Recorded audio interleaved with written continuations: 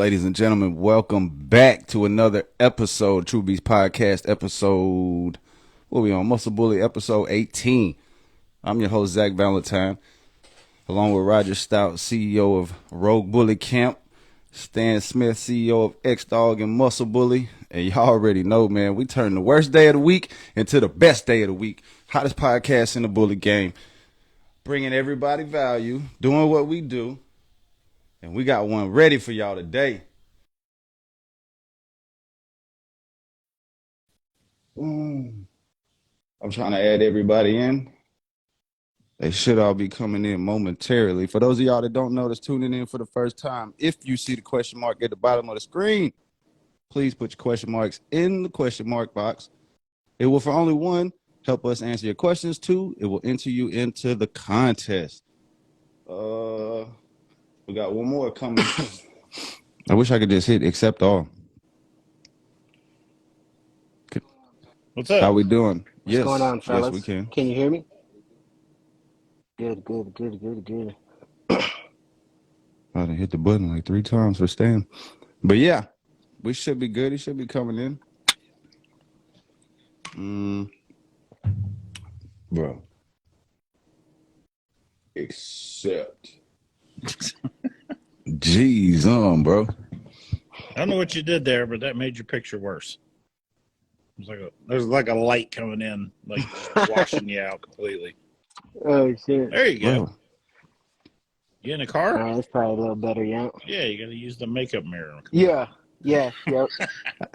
What's There up, we everyone? go. What's up? What's up, man? How's everything going on, going? Stan? First of all, thank you for coming on here. And It's trouble. we appreciate Zach for changing his shirt for the first time in like 10 episodes. Yep. Oh, so we got a hangover, ABKC Nationals. This is a big show.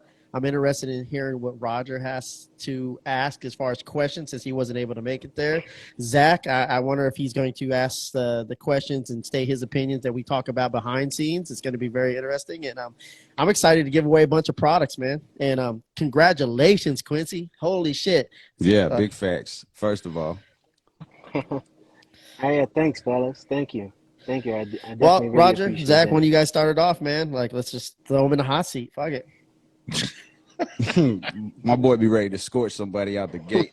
Yeah, I'm like he's you tell he's got something in there. He's wanting to get out. he's cooking on Yeah, something. I got about 5 questions I got to ask. Yeah. All right. Let's hear take it from the start, man. As we always do. The beginning of the where did you first get into bullies?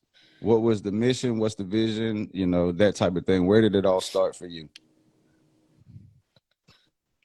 Okay, so about 2019, a friend approached me. You know, he had some bullies, and he's looking for a partnership.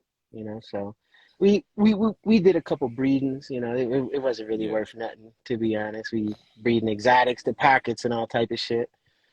But he started going through some things, and I took over the business, and I was left in a position to, figure out how to make it successful. You know, I invested a lot of money into it, and I really was riding off of the Rocco stud credit that I had, you know what I'm saying? And that's really where it all started for me, as far as getting into the shows and producing a dog, keeping a male and things of that nature. You know what I mean? So how long did you have the Rocco like that? You say you had a Rocco credit like coming in. So like how did you accumulate that so early? Did you get him early or did you get him after you'd been in the game for a minute? It was pretty early. I mean, just getting in there, that's one of the staples that you see, as a newcomer. I mean, the success and how they're running things over there just speaks for itself. You know what I'm saying? They're marketing Mongols, you could say in a way. So, I really like the type of dogs that he was producing and the stuff that I seen off of him on Khan's yard.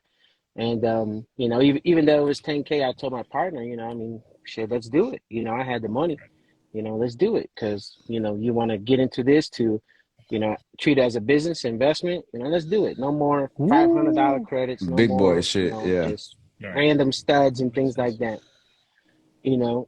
So we got a whole daughter. She was a nice, clean girl, and when we split ways, I bought all the dogs. We had a bunch of pups. I bought them all, sold them all, and then that was my next breeding, Mm-hmm. the Rocco to the Hove daughter.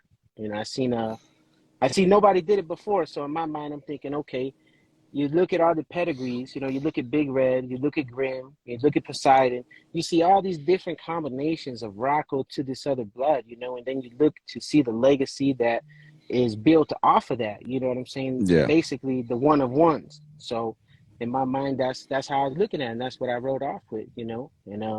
That dog, my boy Rockhova, was the one that we did the trials and tribulations with.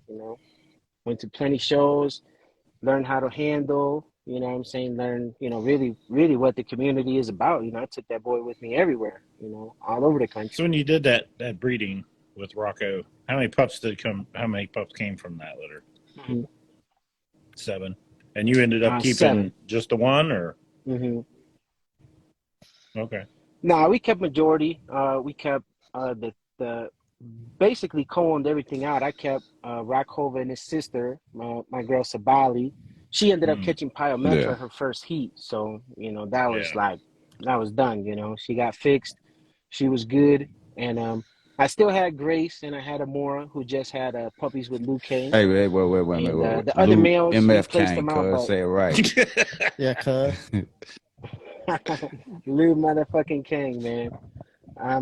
The other males, Rockover was the best male out of that breeding and the most ideal moving forward. So, pet home the rest. We got the 2 females still. So now, was he like would you say he was like? Yeah, definitely.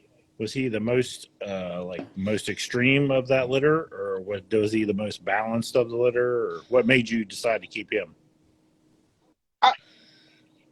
I would definitely say the most balanced. You know what I'm saying? The other boys were really clean. You know what I mean? And they had some nice features about them. But ever since a pup, Rockhova had the head, the spread, the bone, and the conformation to really back it up. So it was basically a no-brainer. Ever since he was like 4 weeks old, I was pretty much decided. So you sort of took the Roger approach where you announce a breeding and nothing is for sale, right? Like, hey, I got this amazing breeding. It's gonna fucking kill the game, and nothing is available. You had talked about when you first got in the game, just to segue back into that, you had to go and learn how to handle. And one of the common themes that I've kind of seen after this national is like a lot of dogs would have done better if they had a better handler. What was your thoughts and opinions on that when being present? I agree. It's not just, even national. A lot of shows that I go to, a lot of people have a misconception on, what it takes to actually get out there and showcase a dog. You know what I'm saying? And, that's personally why I truly respect and admire, handlers like Viviana, like Hannah, like Paulina, the names that get brought up so much, and, they start talking with this type of hate, but they don't really understand the amount of training and, how you as a person have to change in order to be able to adapt. Get deeper into that. Explain that. Like how you have as a person have to change. Like, well, for me personally, I was like a nervous wreck. I was sweating bullets in the ring, and I was just very uncomfortable. And in result, my dog was always uncomfortable. Hannah told me to come to these classes with Stan Matsumoto out in Chicago. And after a couple of classes, Stan laid it on hard to me. He said, I'm just saying. He said, 9 minutes. 9 minutes in. He said, he said my name, so like I had to that's perfect. Stan laid it on me. Like, this is what it is. Go ahead. My bad. I apologize. Yeah, nah, you're good. Basically, he just told me that, I need to calm down because the dog is picking up on all my energy. And, in that sense, the dog was basically leading to try to, I guess, protect me in a way, so that caused him to be very standoffish and things of that nature, So, you really got to get the mindset right, and you got to be comfortable with being out there in front of the people and just focusing in on, like it's just you and the dog at home, because that bond is what makes the performance so special. When the dog is comfortable, you're comfortable, that lead is like that extra nerve that really connects you to, in feeling and I want to take confidence a and little things bit of that deeper dive nature. before Zach and Roger jump in on your questions. Is that, energy is critically important. So would you say, like, if someone is upset at a judge, right, and the owner's upset at a judge, that energy could possibly affect their dog showing, right? Like, because the dog's going to feed, the dog's wondering, like, okay, you're upset, you're nervous. I don't know why you're upset and nervous, but I'm feeling uncomfortable because you're feeling uncomfortable. And I think that energy is super under, it's not focused on enough, right? Like, we don't talk about how energy affects our dogs and their ability to perform. And I think when you have someone on the sideline who's like really pissed off at the judge and fucking complaining and rah, rah, rah, rah, they didn't pick my dog, that it could affect the dog potentially, right? Especially before you get in the ring. Yeah, it's gonna. Yeah. No, I mean, yeah, I agree 100%. I mean, a lot of people say even loud, the loud music in the events can affect the dog. So, that's just frequencies. When you're actually dealing with the Yeah, I didn't energy. even think Yeah, about that. yeah, The music, 100%. because You're right. dogs, their ability to hear is 10 times better Right. than us. Yeah, and then at the level what they're trying to be your companion, they're there for you, right? So it's you two have the bond, especially if it's your dog. And then if you're in a sense of worriness and like anxiety's up and you're stressed, like you're not unsure about the situation, I would imagine a really alpha dog would probably, like he said, like he was like it almost like he was trying to protect me or keep people, you know what I'm saying? So they're gonna they're gonna act a certain way Exactly. because Yeah. you're unconfident. So now they have to be the alpha in the situation, right? Correct. Yeah, that's definitely a good way to put it. So at what point did you realize after that it was like that serious? You're like, okay, they done told me this. Like, you could have been hard headed, because I remember the first couple of times I met you, you were showing your dog, right? Like, you were coming out, you was in the ring, Yeah. and it's not like you were bad at it, you were fucking. From what I seen, he said, I'm just saying, you can stand. Well, boy, I'm telling you, boy. I'm just saying, I'm listening. The way you're delivering, I'm just listening. Oh, I heard that. That's what she said too. But yeah, did you realize at that point that it was like, all right, if I want to take it to the next level, that I'm gonna have to just go ahead and just hand the leash over? No, it wasn't necessarily about handing the leash over. I mean, Yeah. I champed out Luke King, I champed out Rakova. I chose to use different handlers. I mean, it's more so from a promotional standpoint. These people have platforms that they built, and not only that, Yeah. but they're good at what they do. I might be good with my dogs, but there are people that can do Yeah. even better. You know what I'm saying? Because they have the experience and the ability to adapt to multiple dogs. Any dog they have that sense about it, basically. And I mean, it paid off. I tried using certain other people, and it didn't work out well for me because of those certain little touches I noticed that they didn't have. I mean, I could have, handled the dog myself, Yeah. no problem. You know what I mean? But, um, I love to spectate the shows, as well while I'm there. And, it's definitely a beautiful thing to see your dog be able to work with somebody else. Exactly. You know what I'm saying? Yeah. And see them represented in the Hey, right David, way. an experienced handler. I don't know how many times you've been at like show 4, the last show of the day, and the people from the event are taking down the pipe and drape, and your dog's in a ring stacked out, and someone drops a pipe and it hits the floor, and then it literally freaks every dog out in the ring. You know what I mean? And it's like those experienced handlers, they know how to reel that dog back in and get him moving again. Some dogs just lose it. Very true. There's a lot that goes on, man. I mean, there's barking dogs, there's people on the intercom, there's loud music, there's for sure. For sure.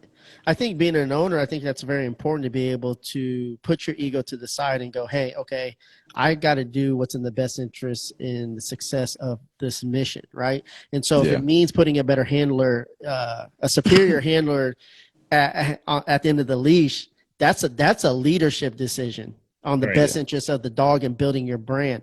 A lot of people, especially in business and entrepreneurship, like they want to do everything on their own instead of just hiring an expert, and I think that says a lot about you as right. I think you're really ahead of the game, especially as soon as you being so novice in the game as far as like years wise. Like you don't have a decade in, and you're already thinking about that shit. Right. I think that stands out a lot to me as just a person who's a fan. Oh yeah, thank you. That's definitely right. I mean, you could look at it from any business. I mean, take shirts for example. I mean, if you're doing your thing, you're making shirts, and you get an order for 100, 200, 400, 500 shirts, and you can only produce so many in a day or so many. You don't have the capacity, the machinery, but you try to take the order on yourself. I mean, ultimately in the end it's not going to be as good a result if you Yeah. outsourced, you know what I'm saying, to somebody who could get it done quick, efficient. It's going to look better for your business, in that manner. The delivery is going to Very be true. what you want, regardless if it's not being in the spotlight or whatever the case may be. I mean, as far as the dogs, I personally like, those pictures. You see all the people there. I mean, you just see Yeah. everybody involved Well, in it that gives you a moment. chance to You know what market I too, mean? right? So now you're It's there, bigger your than dog's just in the ring, you get to sit on yeah, the yeah. sidelines and you get to mingle and market the whole time. You get to meet new people, oh, that was my dog. Or if you have productions, it's a plus, Mm-hmm. Um, it's a lot of pluses to it. No, And we fact. hear a lot of success stories where, for instance, people were handling their dog, getting good results, not saying they were doing bad, but realizing the benefit of that professional handler level and handing their dog to a professional and seeing even more success, right? So it's a good thing for people that's listening to Mm-hmm. understand that sometimes, like you said, man, hire a professional. If it's a marketing thing, if you're trying to boost your brand, if you're trying to level up, if you're just not getting the results you're supposed to be seeing or you want to see, try a new recipe, you know? Yeah, for sure. Um, Man, it never hurts. all right, Luke Kane versus Rockova. Who you got? Wow. You can Man, only it's choose it's one. tough. I Yeah, you mean, can't, you can't, to you be can't honest, choose. You got to choose just one. right. I mean, man, to be honest, man, I tell everybody this: Rakova will always be very, very Yeah, special to me. He might not be, the biggest or the flashiest dog to some people, but the traits that he carries and that he's producing when he was a pup, I said, if he could produce this, yeah, then we're going to be good because we'll be able to move forward and be able to add. I mean, the triangulation and the movement that he's producing and that he has yeah, is honestly top tier. And it's very important. I don't look at one dog to give me everything. You know what I mean? Every dog has its flaws, has its weaknesses, but when you have something yeah, strong that can be passed down, you know what I mean? All That's right, good for sure. seasoning for the sauce. And I mean, him being Racco's son, I mean, the genetics are there. They're yeah. proven He's still genetics to young too, though, produce. isn't he? So, is yeah, Oh oh yeah, yeah. He just turned 2 years old. Bottom side, Jesus. a lot of older stuff, and even Rocco. I mean, he is now to that age to where he's an older dog. You know what I mean? It's not as progressed as Golden Child or Grim, or Zero, to where these grandsons are producing, yeah, bullier dogs out of the gate. You know what I mean? Even Rocco, he was sold, bought back 1 year, 2 year, 3 year, 4 years old, 5 years old. Big Oh yeah. differences every year when yeah, you see him. You know what I mean? So, I take those type of things into consideration and look at it from that.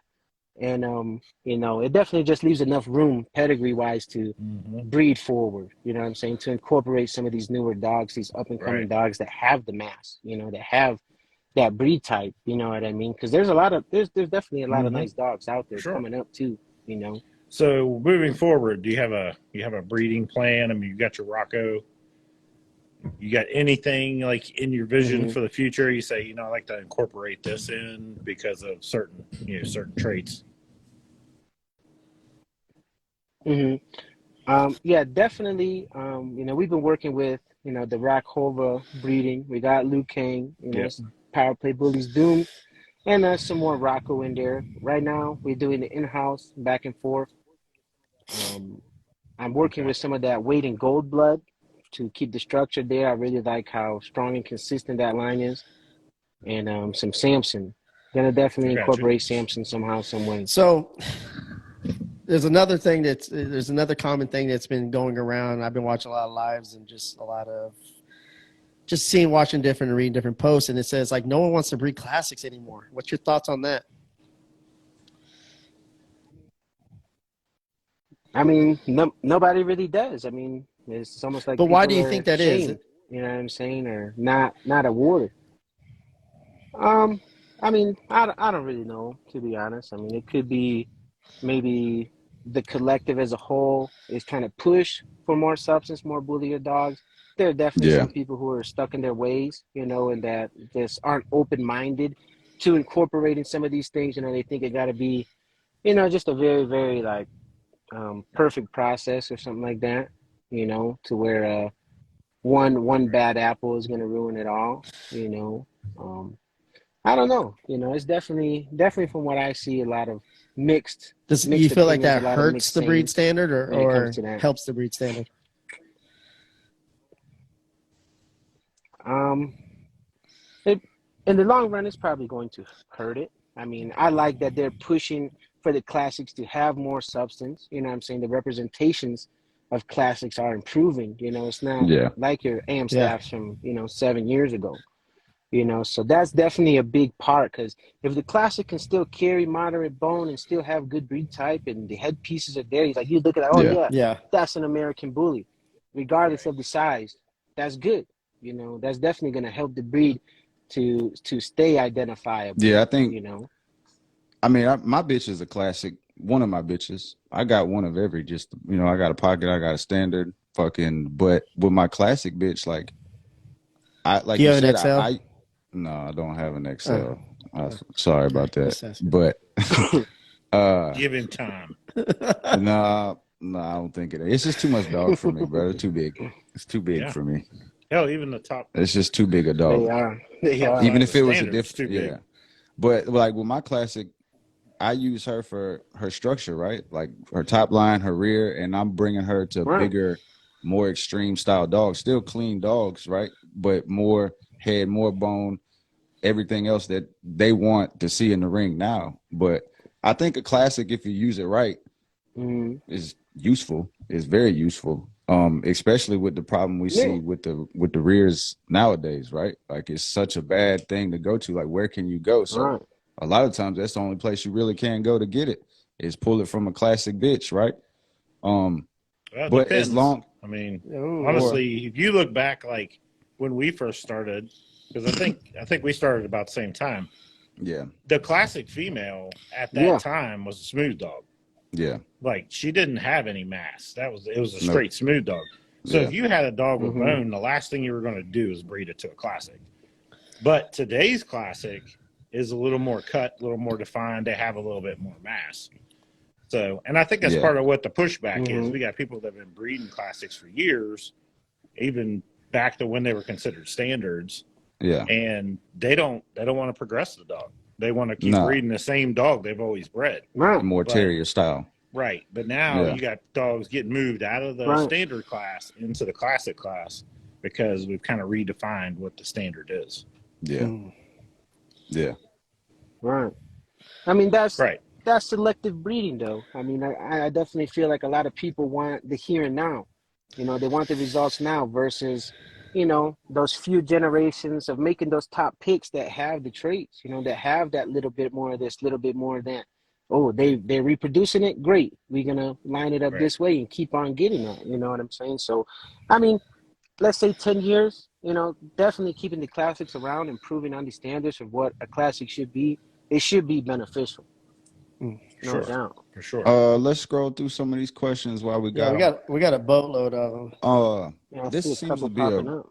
a repetitive question. A lot of people have problems with contracts. It says, do you have a contract when you sell to puppy buyers? What's the most important things to include in a puppy contract? I feel like a lot of people want to know about contracts. I mean, And why is it so difficult to create a contract? Like it doesn't make any sense to me. I think the main thing people need to realize is my contract's not going to work for you. Your contract's not going to work for me, especially if we're two different brands. Like it has to. At the end of the day, Right. the contract has to make sense to both parties, right? One of them, like, so right. that's the thing. But go ahead. What do you think is the most important thing on a puppy contract? I mean, I wouldn't say there's like one most important thing. There's definitely a few things you should have, like without a doubt. For example, basically when you send a puppy, they have so Mm-hmm. much time to get it to the vet to do a health checkup. You know, I mean, it's not just all about what is the buyer going to agree to. Yeah, Also, the exactly. seller has to agree to things too. You're giving the person this contract. You say, hey, I'm gonna make sure he's good, he's vetted, health registration, certification, or whatever. This dog is gonna come to you in this condition. You have so many hours Yeah. to get it to a vet to confirm any discrepancy. What is the procedure for that?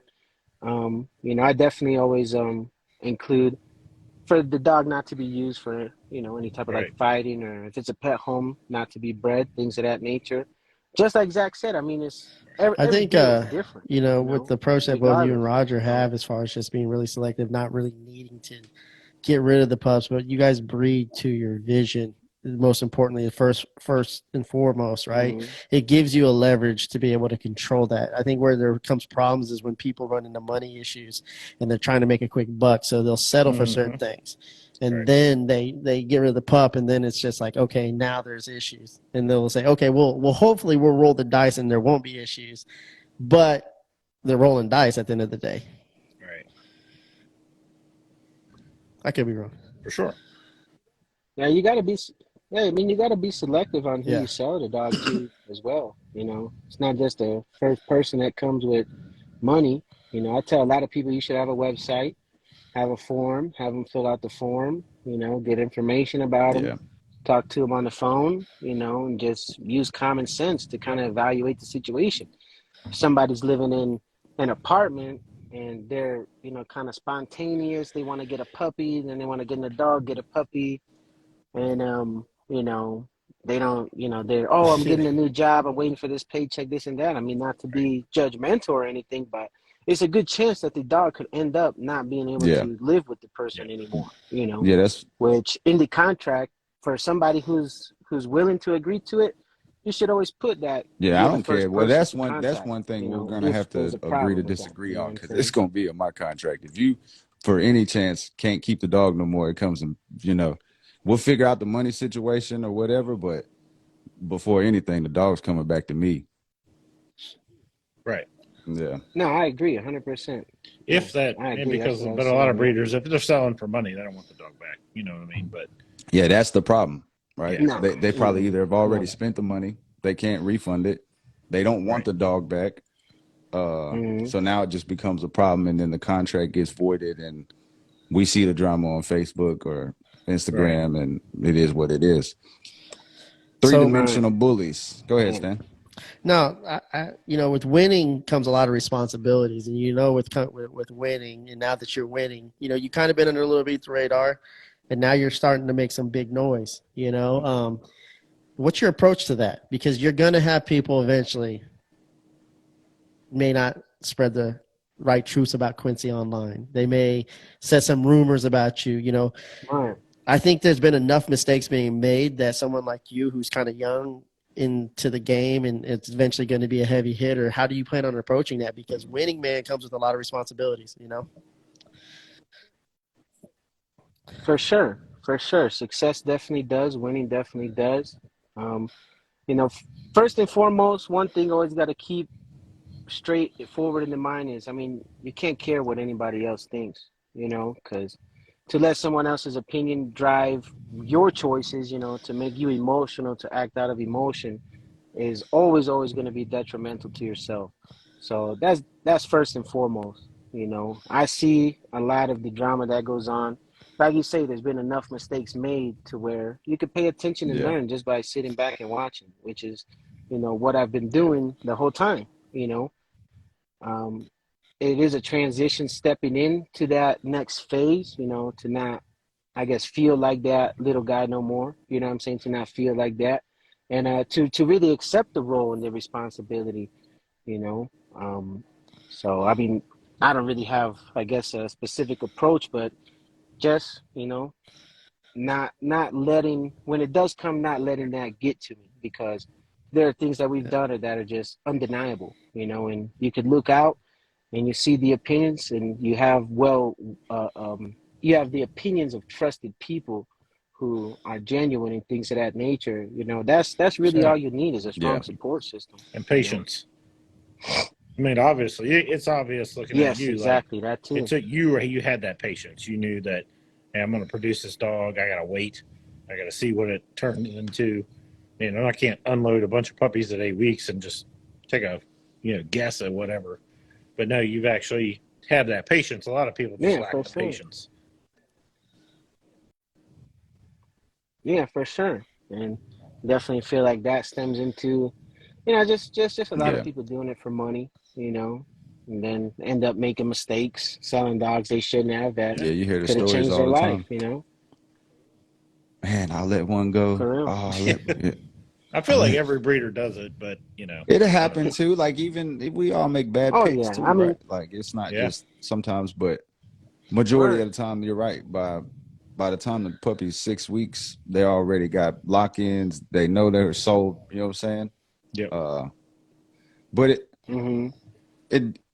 is it a benefit when you can actually sit back and wait, or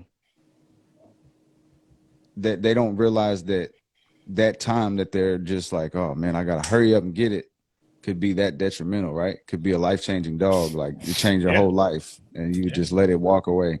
And then or a situation to where it'd be one of the best out the litter, you pet home it, which they have the right to do whatever, right? Then 2-3 years later, it turns out being this badass stud, but you hit them back and they had it fixed. You see a picture on Facebook and you're like, oh, I should run back to him. I should double back. Even though I told him it's pet home. Like, some shit like that. Man, I'd be sick. Thankfully, that ain't happened to me yet in that situation. Where'd he go? He's out again. Yeah, I see that. I think he was about to do a raffle. So do the raffle. Slid out there. Yeah, he's like, I'm out. So we have the elephant in the room question. So we might as well get to that one, yeah. Yeah, three-dimensional bullies says, what did you think about the results on the nationals this year? Now that Stan's not in here, we can go ahead and address that. He's coming back in. No, hurry, answer. This is the real elephant. I mean, overall, I think is. Let's see. What question you got? Overall, I think it was what do you think about the results on national this year? No, that's the question. So you go first. Tell us what you think.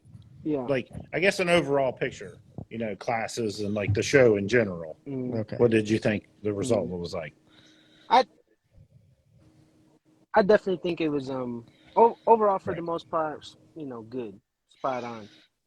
Of course, there's a discrepancy about the pocket, what was going on with that, and that's definitely questionable and debatable because I mean, is for anybody who knows, what I'm saying, what they're looking at. I mean, the dog is a wow factor dog, but I mean, there were definitely better dogs, to the standard that were in that ring as well that deserved to win. So, do you feel a lot of times? Oh, go ahead.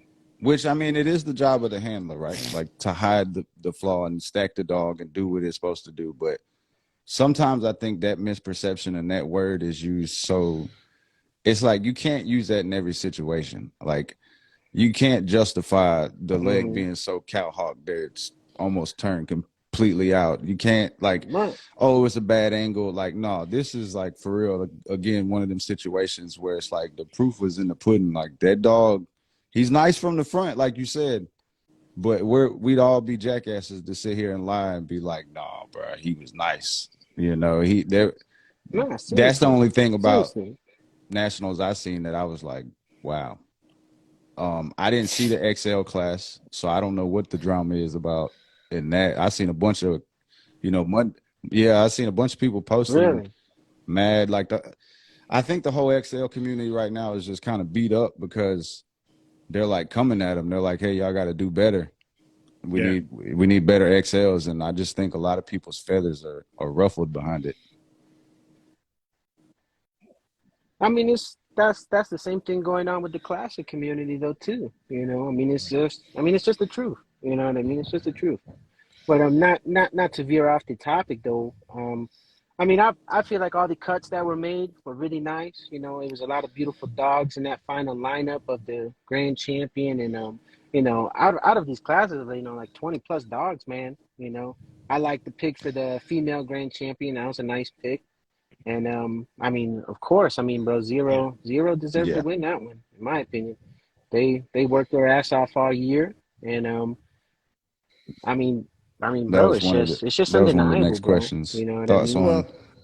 Well, I want to stay in this pocket thing From though before we go yeah, on. from So all you right, see a And the dog like XL. okay, the XL. You talk about the dog R2G2. Did you get to see him in person? Because when I seen him stacked off, he looked pretty nice. You know, like now.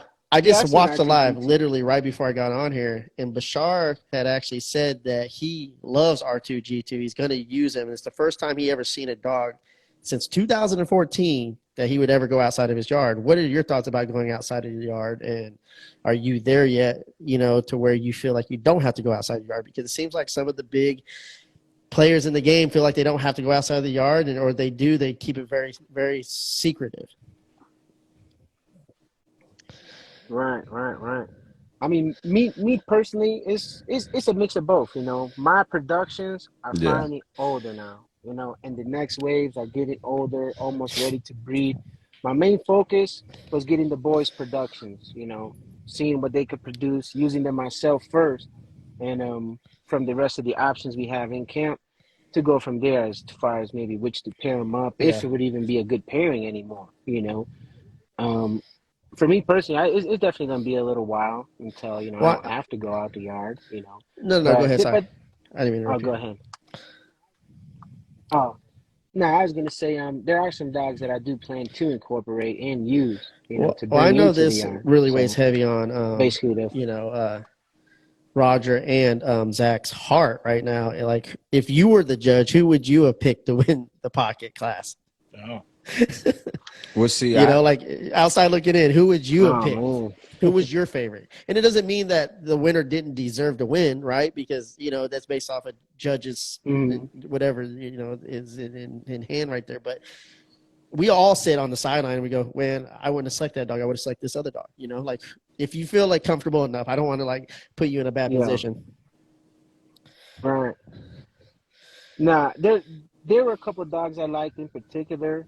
To be honest, I don't know their names or who owns them, nothing like that. I'm not that good with that yet, as far as recognizing people and their dogs and Well, that putting really faces to segues them. Oh into the yeah, next that's so and so's question dog. This so that and I so's have for dog. you. Like, who is So the next Quincy or the next Roger or the next Zach who was on the sideline who you feel is going to start making some noise in the next 2-3 years?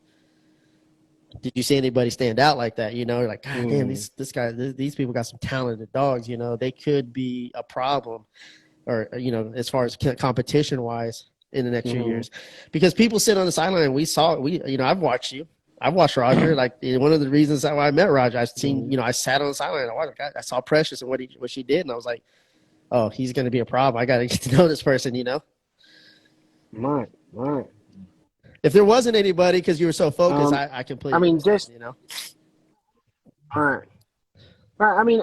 Off the top of my head, I really like what they're doing over there at 401. I really like what those guys are doing over there. I like their vision, the Yeah, type I of never dogs heard they're of it. producing and 401. stuff. I was able to see.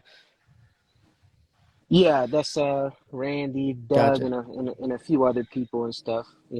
I've used Huh. Popeye. That's Randy's dog. It's a lot of some of that edge stuff, mixing in with that World Star and I Yeah. definitely think they're striking dogs. They're good looking dogs.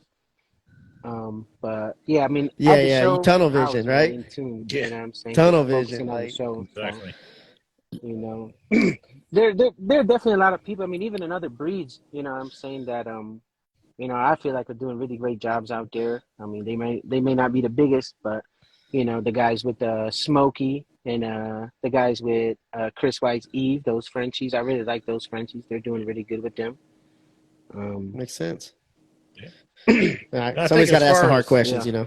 I think as far as up and comers, I think if you look at some of the, which I don't know, it never struck me before this year for some reason, but it seems like the top junior handlers this year seem to be like guys that have a ton of potential. You know what I mean?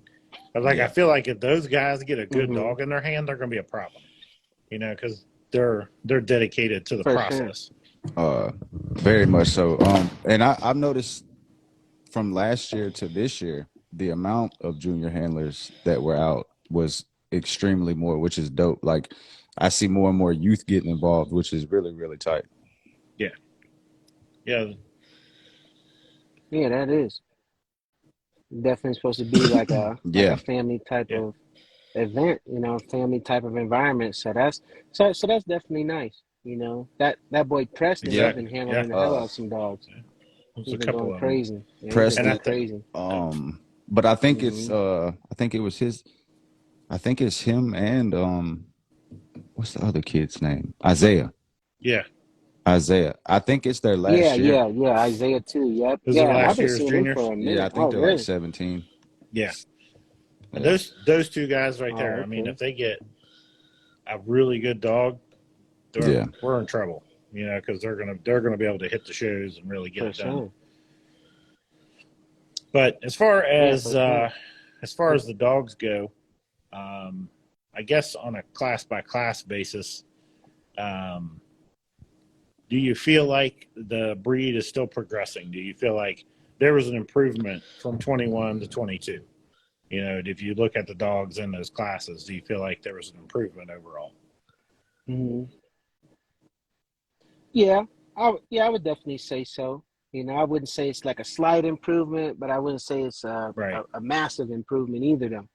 You know, there's definitely still the same things that riddle the ring, you know, the same things that we frown upon, but now there are dogs that are older and they're coming into their own and they're looking very nice. You know, some of these bigger, you know, older dogs are having productions that are stepping into the ring and, you know, really representing for what the breed should be. And do you feel like ABKC, you think they're still pushing to like keep adding substance to the dogs?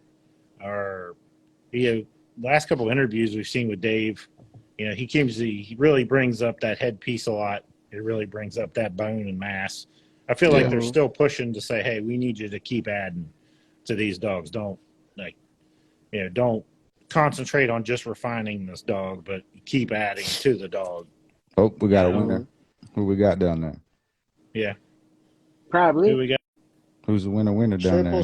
Triple shot American Bullies Hobbs. Hey. The longest fucking handle in history. Like, shout out Triple Shot Bullies. There's not you see them out there on the show scene. Are they here though? They gotta be live. So if they're not here, go hit them up. Make sure they get back on this live.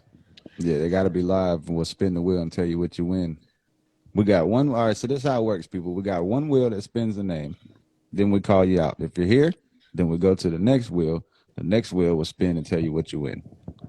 And we got a ton of winners tonight. So we just got one so far. And so the first winner, let me see.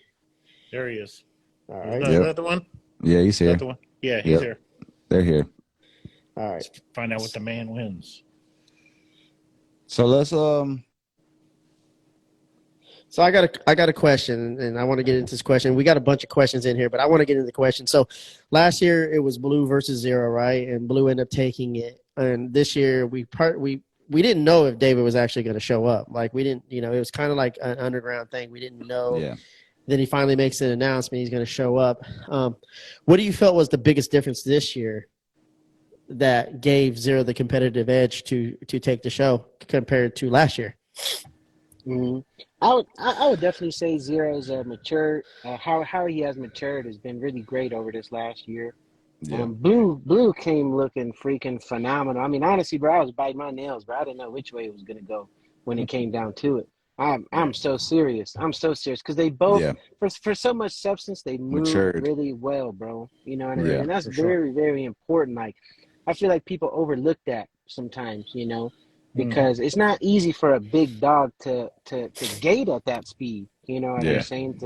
To be, that well put together. You know what I'm saying? Exactly. So I think Zero, obviously I'm a little biased, but I think Zero really brought to the ring this year like better than he ever has. Right. Like The his performance movement crazy. was magnificent. Mm-hmm. Yeah, from front to back, even in the middle, like he moved, everything moved well. Like he was on point. He looked amazing. Yeah. So you couldn't take nothing away from him. At that point. I just always tell everybody the same shit. You can't never count Blue out though. I was hoping, That's but right. Yeah, it's you was really rooting for him.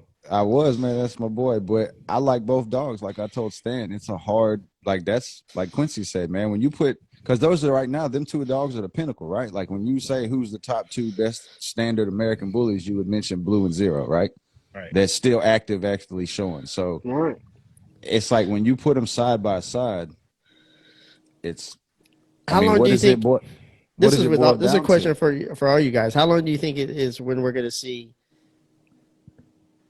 like a handful of those? You know what I mean? Like where we're going to see 10, 15, 20, of those type of dogs. I would say this year there was a lot more nicer dogs than I seen last year. Yeah. I think in the pocket class, obviously there was a bunch of dogs. So I turned it on. Bone, you know what I mean? I was surprised. I turned it on like the YouTube stream they had in like the pocket class, and I had to take the dogs out. But when I turned it on, I was like, "Holy shit!" Like it was the whole square, and they were down in the middle, and I was like, "What is going on?" Yeah, it was nuts, bro. There was a ton of dogs, and it really wasn't. I mean, I didn't feel like there was a whole lot of dogs you could look at and say, "Okay, that dog's lacking." It felt like the ring. There was a lot of substance in there. Yeah, and. But that's our ideal. Like eventually we want the whole ring to be cookie cutter. We want all the dogs to look the same except for color and then some small variances. So yeah, that's the goal, right? Yeah. And I feel like this year in that pocket class there was a lot of dogs that were very, very similar. Yeah, so we're like in the weeding process, right? So there's going to be a lot of feelings hurt. There's going to be a lot of going back to the drawing boards. There's going to be a lot of starting over. We're not young as a breed, but we're young as far as where we're trying to get. So it's still evolution going on. And exactly. I think the biggest disappointment is for somebody to come in the game, get a certain type of dog, be told one thing, then hit the ring, and it's like, nope, we're going for better or bigger, or you got to do this. And so it's like a disappointment to them. It's a setback. And I think that's where a lot of the emotion comes that Justin we see. is here.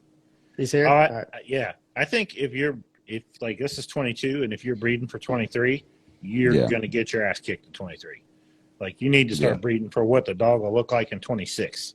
Right, really. For sure. Yeah, for sure. I think. Yeah, for sure. And looking at today's dog is not what your goal should be right now. Right. That's definitely a good way to put it. As far as that, Stan asked how much time. I mean, it's I would definitely say within hopefully 5 years, you definitely get a good handful of those dogs. Pocket, standard, XL, classic, however, that still have the great structure with the mass, because I mean, the main thing holding back a lot of dogs and some that you see a lot is just really the rears and like elbows and things of that nature and shit, And, I definitely know there are some people that feel like, they come into the game seeing what's quote unquote successful or what's accomplished or what they see the majority, and they take the picture of the standard and put that there when there are certain things, especially in the rear department, that that's not how the dog should look. So that's really just the bigger some of the bigger hurdles. Other than that though, I mean, substance and type has really come a long way, for sure.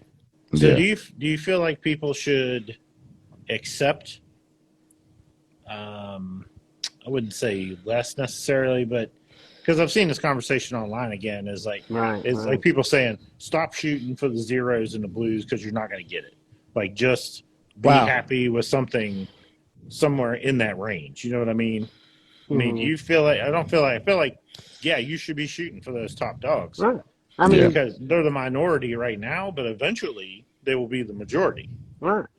Right, for sure. I mean, that's just like me, telling you not to, not to strive to be a millionaire or a billionaire or something. You should just be happy with, a 6-figure job. Right. Well, they always say in entrepreneurship, right? Like, if you want to make $1 million, you try to get to 10 million. If you want to make 10 million, you try to get to 100 million, because you come up short, you're going to probably exceed your expectations anyways, right? Shit, you're still all right. Yeah. Still doing all right. So No, before we go on to the next, let's let everybody know who's new. If you won, so these are the 3 winners so far. Althea _ Mally _8. You won a True Beast camo collar. Triple Shot American Bullies Hobbs. You won a $50 X-Dog gift certificate. 6945 _ Justin. You won a Muscle Bully Gains 90s. Now, in order to receive your gift, you have to message at X-Dog and give us your information. We're not going to chase you down, and you got to do it by tomorrow, because if you don't do it by tomorrow, it's just null and void. You got to do the work, all right? So just so everybody knows the rules, there's no confusion. We go from there. And I know we got a boatload of questions, man. Like, you want to start asking some of these questions? I got like 19 people in here. We've already done a giveaway, so there's a lot of questions. Here we go. Beat the Odds Kennel says, what are some traits that Luke Kane has been throwing in his production so far that you've noticed? Ooh. So Luke Kang's 2 litters are still just, weeks old right now. We kind of kept them hush hush. We have a client here in Milwaukee that wanted to use them, so they're finally here. What's his stuff so far? Right now, 2,500. Okay. 2,500 right now. That's a so giveaway. far, you've seen the head shape and the bone. A lot can change, but based off of his breeding and the genetics behind him, his litter mates, I know he's going to produce that look. He's going to produce that bone. He's going to produce that substance. You know what I'm saying? I'm definitely hoping to see, or, excited to see how he's going to produce, as far as like potential show dogs, because I would definitely love to get a son off of him to start bringing to the ring, later next year, just off of these first couple breedings. So. Exactly. Yeah, as they mature, you definitely be seeing a lot more of them. I post all the damn time. So, shit, I'm gonna be more than happy to show them off. That's a fact. That's right. let them see them. Here we go. Next question. Grace Marie says, what brand of dog food do you prefer? We get this question a lot. People want to know what type of dog food. They're all about the dog food. Mm-hmm. I don't know. To be honest, raw is definitely the best. I was feeding that X dog for a very, very long time, and I loved it. I thought it was really good for the dogs. I had good results. Stool was good, and even without feeding raw, it wasn't the same like feeding brand like Sports Mix, which is good. It's decent. But, the dogs just shit like crazy, and for those who don't know, all that poop, why the dog poops so much, is because that's all stuff that it didn't digest. That's all non-nutrient that was in the kibble. So exactly. It's hard, man, because everybody will tell you, oh, I've had great results with this, and the next person tell you my dog almost died from this. And there's recalls all the time. So truthfully, if you want the best diet for your dog, you need to feed them a raw diet. Vegetables, fruits, meats. Your organ, your bone. You got to do that, because that's the thing that's going to be best for them.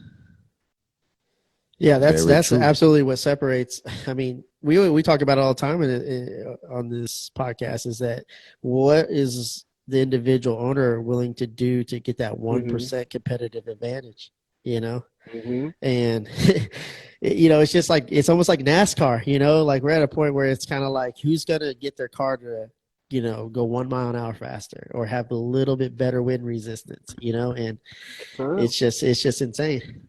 Beast of Peace _first. Are they in the building?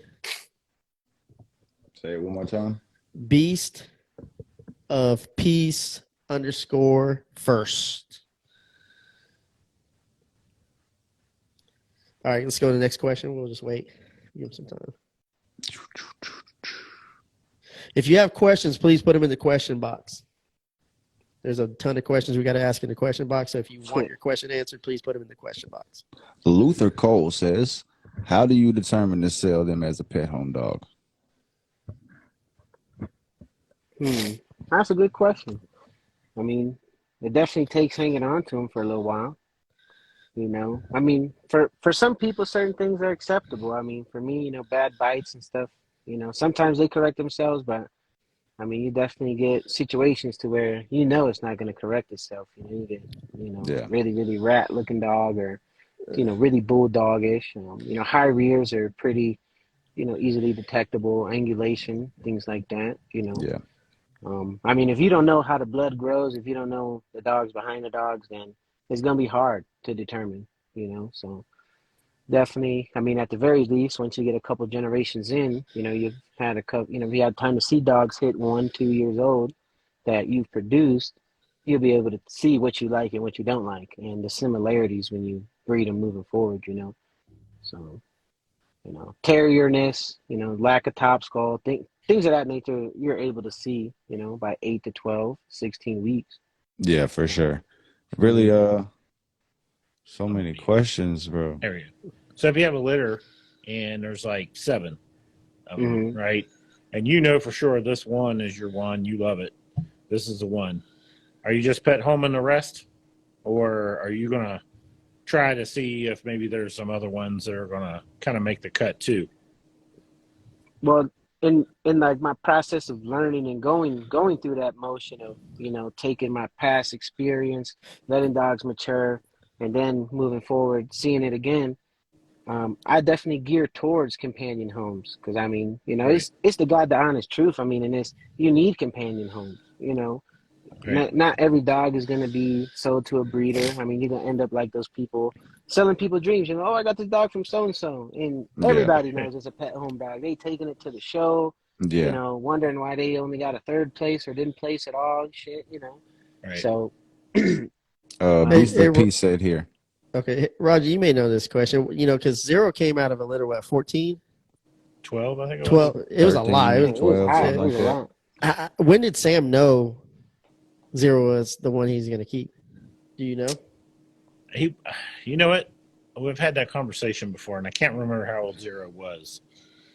I remember the conversation when him, Hannah, and James had messaged me, and they're like, "Hey, I think we got something on our hands." Yeah, I just don't. I don't remember how old he was, but Sam definitely knew. I mean, he definitely knew. Yeah, that he was the one. And the weird part is like a lot. I mean, like I said, a few good dogs came from that. yeah. But that, I guess, Zero, the one that really, really stood out. It's Yeah. it'd be interesting seeing that entire litter. Yeah. I know, like I said, I think we talked about it before. I know of 3. Yeah. I don't know where the rest of them are, but I know of 3. And of the 3, they're all great dogs.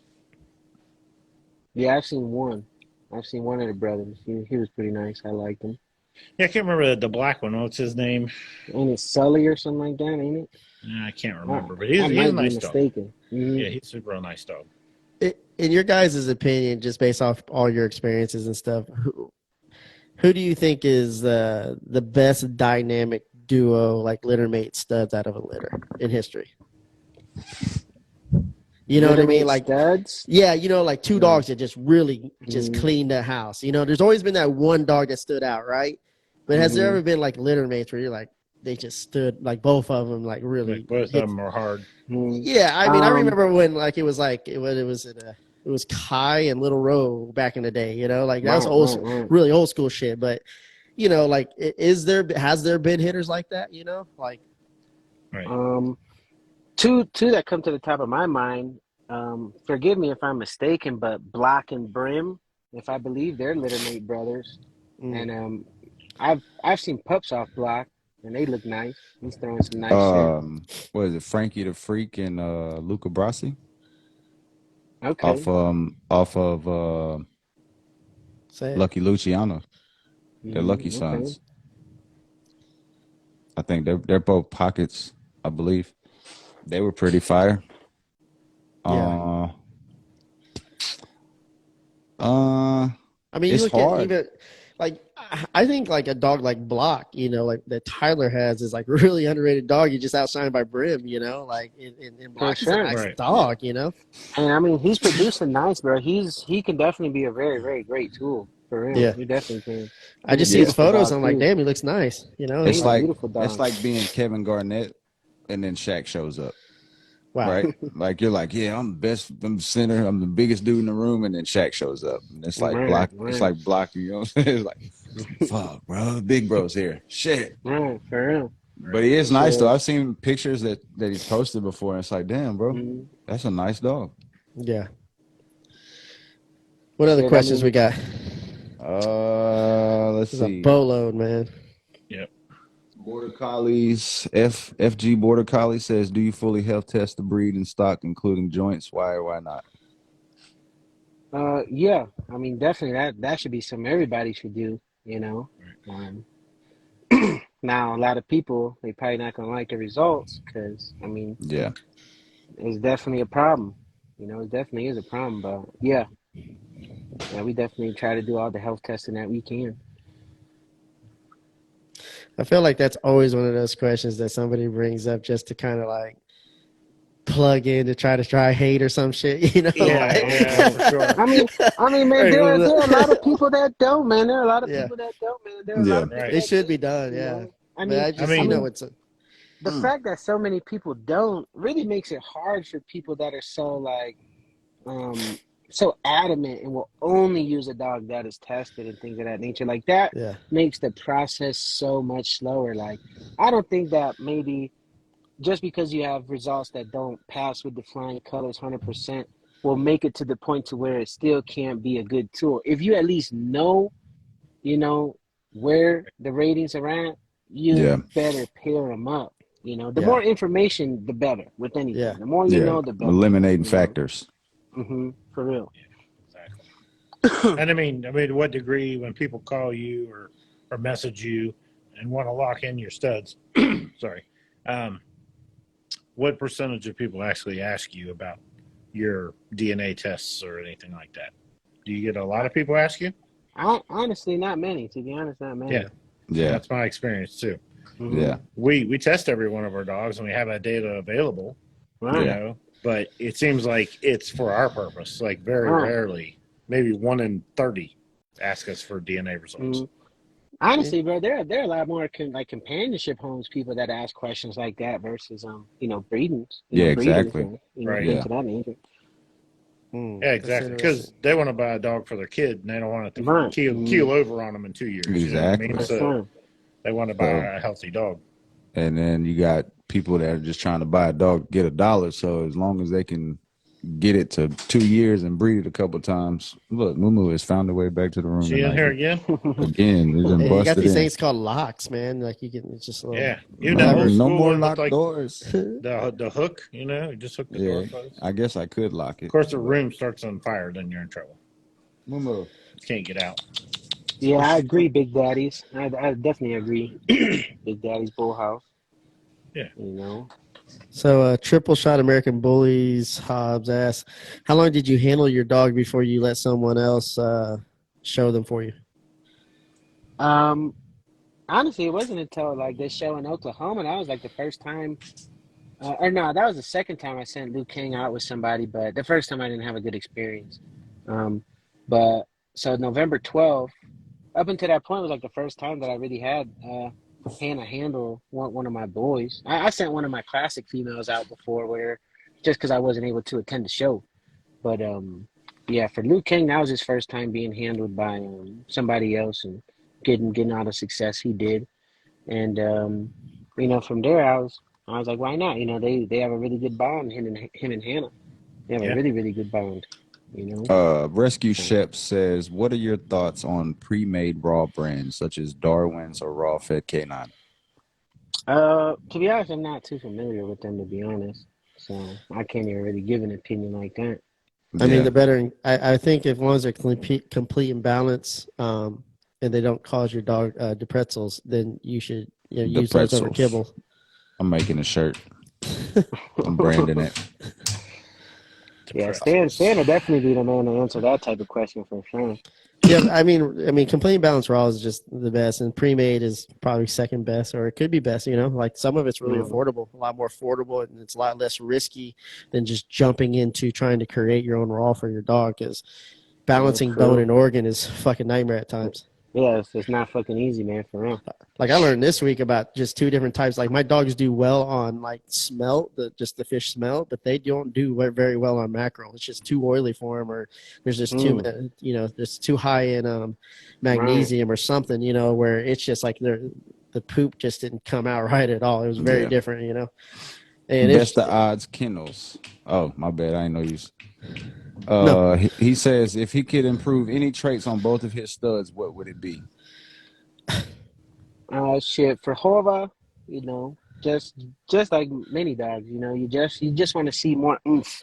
You know, you want to see it. I mean, Yeah. he's still young, you know, and that blood is older, like I said. So we already working on that though with some of the females we pairing him up with. Definitely females that carry that oomph.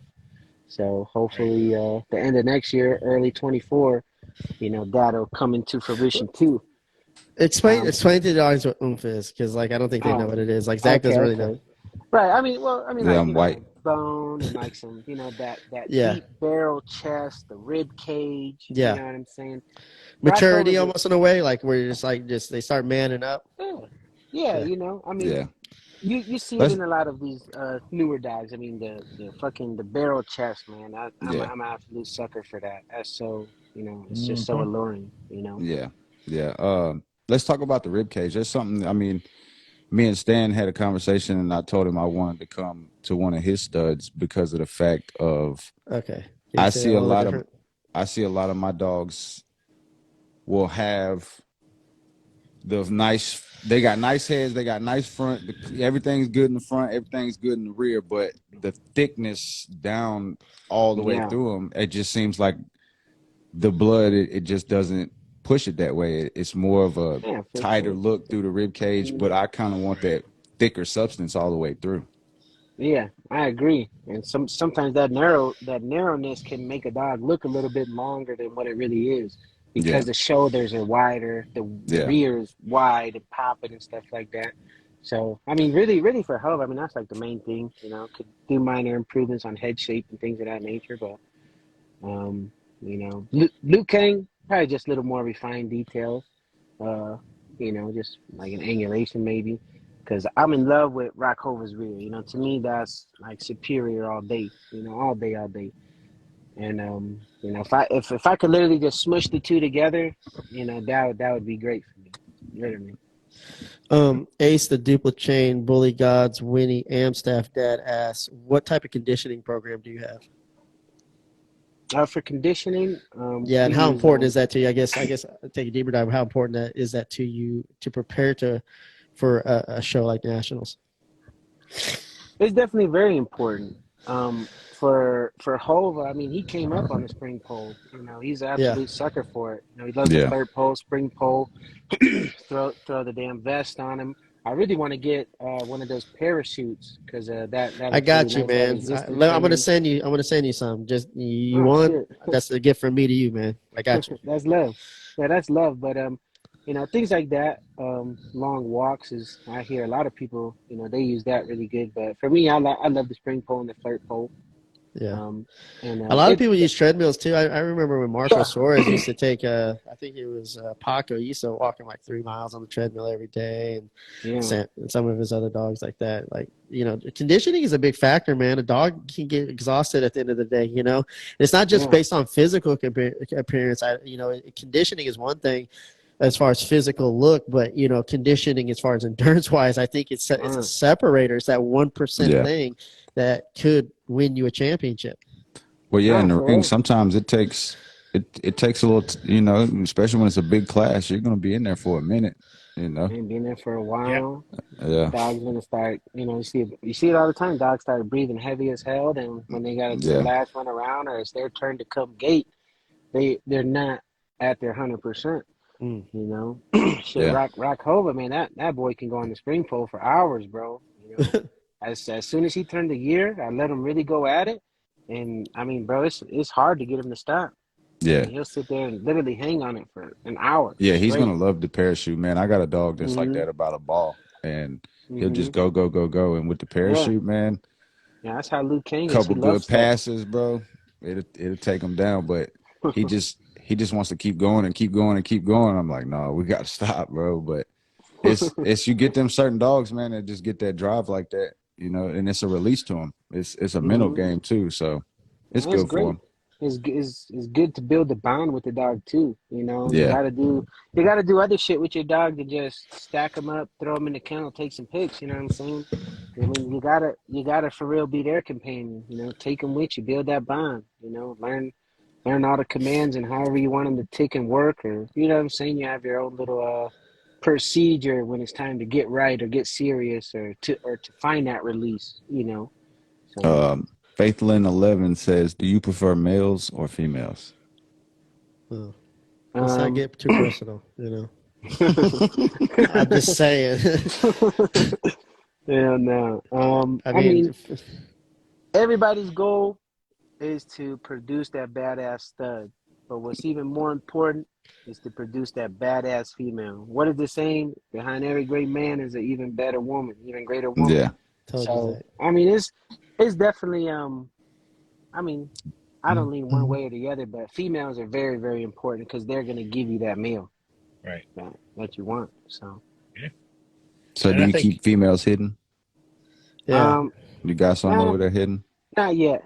Not yet. I mean, we got some hidden, but we waited to see how they mature. You know, we got Yeah. a couple nice ones, but you know, I'm trying to have some more bitches like Precious and things like that with that type. Boy, I freaking love it, bro. Then you can send over everything overseas. Stephanie underscore bigger. Exclusive.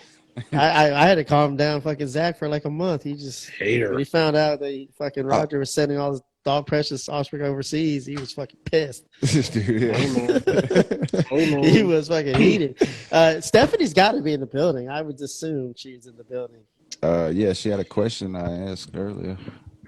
She's I mean, here every Monday. I'm gonna She's give her a big anyway, just because supporter. she already shows so much love. That's what For the- happens. For the record, I'm not sending any overseas. Okay. He's I'm keeping Now them you all. fucking calm down, Zach. Jesus I'm Christ. keeping them all. This is a big question all the time. We get a lot, bro. What do you think of the XL class and the dog that won? I wasn't paying close attention to it like that. So the Yeah. controversy that Zach was talking about was the first time I was hearing that. What was I watched it live. I seen a watched it couple live. posts and they were basically like, I guess they're XL breeders or showers, and they were like, he basically was like, if you don't breed or if you don't show an XL, you pretty much ain't got no business telling them what needs to be done and all this stuff. But like I was telling Stan, that's kind of a toxic way to look at the situation, right? Like Yeah. if the entire Yeah. community is telling y'all, hey, you guys need to do better, and that's your defense, then that's probably why we won't see better XLs for a while. I mean, if you want to fly under the American Bully flag, then you need to look like one, Yeah. regardless of what class you're in. Yeah. I think the thing is like they should have said something way sooner, right? Yeah. Like it shouldn't have went this long before somebody, Dave himself, right? Like it should have been said to him if it's that. Ever since I've came along, the XL to me, that's why I always disagree with the XL. I'm like, nah, it's just too much. Like they're wobbly, they're flimsy, they're floppy. The most times I've seen dogs get into it at a dog show are usually XLs. I Like think that's the nicest thing you've ever said about them. Nah, it's just a lot, man. But now, you see a handful. I don't remember the dogs. I don't remember the dog's name or who the owner was, but there was an XL at Nationals that I felt like because I was watching it, I'm like, this dog has breed type. Well, there was one dog. What's the dog that went overseas to the Philippines that you fucking dude like? Tristan, Zach loved the dog. Yeah, he was a nice XL. That dog Tristan, the dog that Tristan produced. But yeah, he got sold over to the Philippines. And that really, you know how Zach feels about selling dogs overseas. No, it's not that, bro. It kind of blew my mind that they made so much hype with the dog, like they was doing such a good track, and then it's just like, here, we're just gonna ship it to y'all, and y'all can do what you want with it. Type. It kind of blew my mind. We're gonna bring him on. Tristan's lined up to come. He's, everybody's been so busy, holidays, nationals back to back. Now we got Christmas coming, so we'll get him on here and we'll talk about it.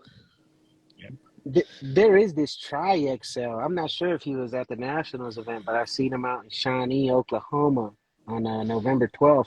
And he did really good. He did really good that day. And that boy's really deserving. He has a lot of breed type. He's young. And I mean, he's a freaking beast, bro. He's a freaking beast. Probably one of the best XLs that I've seen in person. I think there are definitely some out there that are are starting to fit the picture. You know what I mean? Yeah. There's a lot that not showing either. I mean, there's a lot of money in XLs and a lot of people who are like names in the XL community. They don't feel like they need to go to shows because they can't keep dogs on hand. Right. Oh shit, Khan's in the building. Yeah. Here we go. All right, we got to shut up because we were talking so much shit about him earlier. Yeah, don't nobody say nothing else about him. He says XLs need to be its own breed. They don't even look like American Bullies. Classics need to be in the breeding pen. There aren't enough quality of either class to warrant showing it. Jesus Christ, what do you got to say about that, Quincy? I mean, ever since I came into the bully community, the one thing that I did not like about the XL was the freaking headpiece. Can we bring him on? They look I don't like think completely so. different dogs. I mean, honestly, there are a lot of XLs that look like presses, or some other type of mastiff or some shit, So, Right. I Yeah. mean, that's almost how it seems like they are their own breed almost already, It's just so far apart, honestly. I was telling Zach yesterday, I was like, man, I would love to get a Corso, but they're just so like, you never know what you're going to get from a Corso, and some Mastiffs when it comes to type. Yeah, I mean, if the XL can bring it back, and start to look like an American Bully, then yeah. But I guess you'd have to talk to that community. They may want to be their own thing at some point. You never know. I don't know. I kind of feel like personally, I don't know how y'all feel, but I feel like when the dog Hulk came around, that it took a turn for oversized obesity, like just mules of dogs. Like when you see these dogs in person, man, they're literally like up to your chest, standing up there, Huge. like they're freaking horses, bro. It's like, bro, what in the fuck do you have? And the crazy thing is, that guy had a couple dogs that could perform that were probably type, like very highly conditioned dogs, but that's not the one he pushed. But yeah, you're right. What about bullies with long backs? I mean, the vertebrae, the spinal cord, like, it happens. They're out there. Yeah. Mm-hmm. Is it something that people? I mean, I think Drew was the first person that ever really was like, I'll probably get scorned for this. When I asked him, remember I asked him what flaw. It was something like, what flaw would you choose over another one? Or saying he was like, instantly, I'll take a short back over anything. Yeah. So it's just something that certain people got to breed for, or is it something we should all be breeding for? Like, well, the new class they're going to start is Pocket XLs. So Winnie Hunts for Honey asks, if you had to, Quincy, this is a question for you. The next question is, if you had to switch breeding to a different breed other than the bully breed, which breed would you choose? I don't know. There's not really any more breeds that I like as much as American Bullies.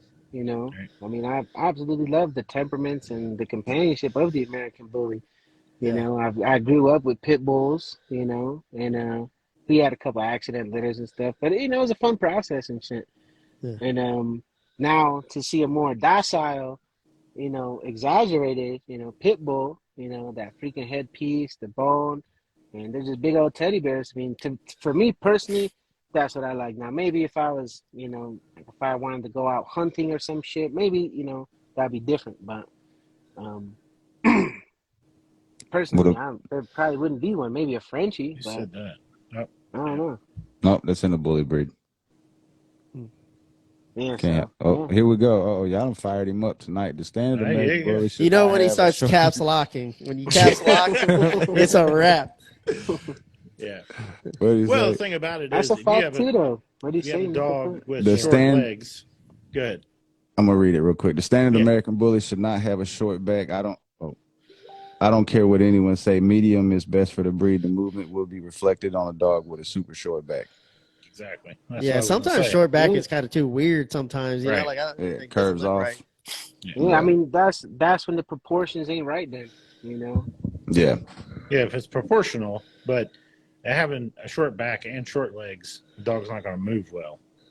Just not enough flex in the chassis, basically. Yeah. So, I had lack of a better word for that, but I like that. I like the chassis. The chassis. I've been doing car shit. Sorry. So I think we all agree with that. Give us another question. Got fired my See what man we Con got. up. He gonna get y'all. Yeah. Short back, good.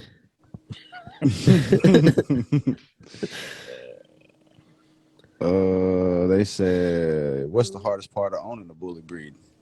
No. Yeah, because here's the thing, man, and not to cut you off before you answer that, but it seems like it's almost glamorized. We glamorize owning bully breeds, but not enough of the nightmare shit is talked about. It kind of reminds me of raw feeding. Like, yeah, raw's great until you do it wrong, and then it's a fucking nightmare, Yeah. And so, Yeah. No. I Can mean, you, dogs gonna be dogs at the end of the day. Yeah. When you start having so many dogs, you definitely if you don't prepare proper, I mean, you're just asking for it. yeah. How Um, many dogs do you have? Like, if you what do you got? How many uh, dogs do you have in total? now with the house, we've placed out a lot of dogs with like partners, and we've started finding companionship homes to place some of our breeders in. So Yeah. now we definitely cut the numbers down a lot. We got a bunch of pups, but for our adults, we got about like six dogs right now. It's At still a one handful. point, I mean, yeah, for sure. I mean, at one point, where we had a ton. You know what I'm Yeah. saying? And it was very overwhelming, man. It was very overwhelming, bro. We actually lost one of my first productions because of that. I failed her. So since then, it was definitely like a really really eye opening experience. right. Dealing with We're, these dogs and stuff. So No, yeah, we're I appreciate you saying that, man. A lot of people don't want to admit that, like as leaders and entrepreneurs, and Roger could probably test this being business. There's some people, man, like I've hired people and I'm like, fuck, dude. At the end of the day, I wish I could have done a better job as a lead. I feel like I failed them. You know what I mean? mhm, Like, because of the stuff I know now, but I wouldn't know what I know now if I didn't fail them, So it's kind of like, mhm. it's a right. catch 22 that we have to fight, as far as demons wise, as being leaders. And so I appreciate you saying that, because it's important to understand that, you're going to catch a lot of failures if you're on this mission that you guys are on. Like it's not going to always Mm-hmm. fucking be downhill. You're going to be going uphill, downhill, uphill, downhill. There's going to be Yeah, hits and for real. misses. I don't Yeah. think there's any particular thing like if you have a bulldog, there's some pretty obvious downsides to For having a sure. bulldog. You know what I mean? But I can't think of anything particularly about an American bully that you could say like this is a problem with the American bully if you have one of Right. these. No, I mean, Yeah. truthfully, not. I mean, because even in the midst of having so many dogs, I mean, bro, I don't think I could keep 10 German Shepherds right there. I don't think I can keep 10 Golden Retrievers or something like that, Yeah, I think that's Uh, the biggest and downfall. have, They're fucking so addicting. It's yeah. like we've all been around dogs, but then when you get around a dog with like, and then for one, I just like everybody says the same thing. It's everything I wanted in a pit bull that a pit bull didn't have. Right, like Right. that was the end. Like that was the whole goal of the thing. So it's like a lot of us as a culture, we wanted those type of dogs when we were younger or at a certain point, but we got kids and you can't bring them into the house. Now you got this dog that's just a fucking remarkable beast, and it's a teddy bear, right? Yeah. mm-hmm. So I think that's the hardest part is when you get one, you're more than likely gonna get two, and then when you get Nah, two, for you're like, well, sure. fuck it, I got two, I might as well get three. Then you'll Right. be like Roger, and They you live have well, so they live all a whole together so factory. well. Yeah, they Fucking actually factor. Yeah, that's the thing. For the most part, you can have a number of dogs and they get along together Yeah, fine. yeah, You yeah, just cut them yeah. out, yeah. they all run together. Like Mm-hmm. there's very little. There's going to be some tension between studs depending on the For stud, sure. Yeah. For but sure. overall, I mean, you can cut a whole bunch of dogs out in your yard and let them run, and you're not going to have a problem. What So, are your thoughts? So Khan says, owning the American bully is amazing. Expect the community to be extremely loyal to you, just like your dogs. That's his advice. I'm just kidding. Yeah. Oh no, it's the opposite, boy, man. You be Yeah. seeing all type of stuff going on, bro. But For here's the real. thing, man. Like, here's the thing. What are your thoughts about people going to shows, taking bad angulation pictures on dogs? Do you feel like that kind of prevents some heavy hitters wanting to come out because of that shit? Like that type of shit? And should those type of people be exposed? Like, you know? I mean, I that mean, was something I asked them. I was like, dude, how did they get that picture that fast? They weren't. I know they weren't at nationals. Like, but he's already on YouTube. He's already on Instagram. Like, he's already right. blasting the shit. And I asked Stan, I was like, bro, like, who the fuck was just Dude, that's sitting like there at stalker shit, nationals man. and was like, oh, I gotta send this to this dramaful person because I know they about to air it out. As soon as I saw it, That's like on some. Right. They got to make the fucking Netflix series on that shit. Like that shit's scary as fuck when you think about it. Man. When somebody's stalking you like that. Yeah, but I think definitely we need. I don't know how you address it because it's definitely unprofessional, right? Yeah. Unsportsmanlike, Very. and they hide it. Like they use this narrative that they're trying to educate the community. Well, we're now all talking about the fucking dog, Roger. Like what? we're all talking about the dog now. Yeah. Well, I mean, for marketing, it's amazing. Yeah. Like if you take your dog out in the ring and these guys start taking pictures of it, the first thing they're going to do is come to your profile to see more of your shitty dog, and then they see that it's not shitty, and then you just won a customer. Win. Yeah. So I say it all the time. All publicity is good publicity. It's what you do when you receive it. So it almost takes a little bit away from Zero's fucking win. You know, like we should be celebrating what Zero did. You know, like in my opinion, not talking about what fucking problem we have with a photo of a fucking dog. You're a good dog or a bad dog, you know? When the best dog fucking won, you know? The positive isn't celebrated as much as the negative. Mm-hmm. It's ridiculous. Yeah, for real. You said Terrell had a date check before the event even comes out. I was like, bro, how the fuck eventually we're going to see drones, Zach. We're going to see drones. But that just goes to show you, though, at the same time, man, everybody that's riding with you ain't riding for you because somebody was there at an ABKC event, right? But is an opposition in a sense to be like, boom, here you go. Here's some fuel to the fire. Stir that shit up. You know? Even and they can do it. They do it to any dog at any time. Yeah, at any given moment, you know? Yeah. And then it's just an overload, like you said, of promotion behind the dog to prove that it's not a fucked up dog because we got a bad picture, a bad angulation, or it's a bad choice. Now, there is times when there's, you know, we all can see it. There was a bad call, right? But there, I think what we have to realize is once the call's made, it's made. There's never going to be an apology. It's not going to go back. The award's not going to be taken like it's fucking done, you know? So if we see it, it is what it is. And you just have to make your assumption from that point forward is what you want to do with it. I think what really invalidates it for me is every time one of these people do this, every time you see someone posting the dog and trashing it, I always go to their profile and I look and see what kind of dog they got. And it's always the same dog. It's always that old, classic-looking dog, and they're just using this as ammunition to try to tear the new style dog down. You know what I mean? I've never seen anybody attack a dog, and I go look at their profile, and they got bully dogs too. I've never seen it. And what I've learned in business is that, like, 50% of people are going to like you and 50% of people are not going to like you, right? And then when somebody comes in and puts that fucking divide in, it makes the 50% who fucking like you go, oh, I'm all in on this side now. Fuck y'all, you know? And so you're just making your side stronger. It does not devalue the dog like they believe that they're trying to do, and their intentions are fucking wrong anyway. So they're just going to get more shitty intentions back in their life. Yeah. But eventually, regardless of how much noise they make and how many fires they try to start, that old style dog is on a clock. It's not going to last. You know what I mean? It's not going to be around. Next 5 years, probably. It's going to be over with. How long do you think it'll be before ABKC is finally like, we're not going to let y'all show classics no more? Classics? Yeah. I think, you know, when I've seen a couple interviews with Dave, and he still believes that the classic dog is needed in the short term. And I think if you look at it like you need a classic, well, finding one in the show ring is a great place to find one, right? Because you're going to be exposed to 25 dogs in the ring. You're going to be able to look at them all at one time. There's very few places you could go and get exposure. If you're looking for a pocket stud, go to a show, and there's going to be a whole bunch of them you could choose from. You know what I mean? So in that aspect of it, I still think it's beneficial. Like if you need a classic in your program, I think where we get to the point where it's not needed anymore, I think that's when it's going to, when the breed stock and the classic and the pocket and the standard are good enough that we don't need to fall back on that old blood anymore.